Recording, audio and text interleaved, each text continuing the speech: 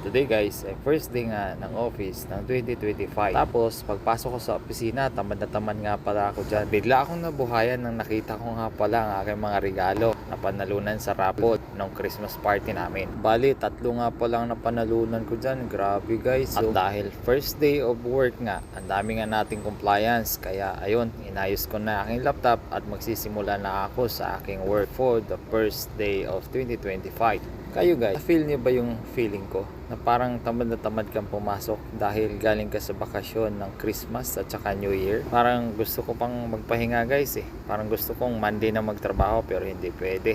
Kaya pinakita ko na lang nga guys yung office ko at saka yung kasama ko. Yan po, busy ang kasama ko guys. Kaya ayun, ang ginawa namin guys, kumain na lang kami ng lunch. Nag-order nga pala ako dyan ng lunch guys sa Mang Inasal dahil wala akong mabilhan dahil New Year nga ngayon. Kaya dito na muna ako guys. Bye!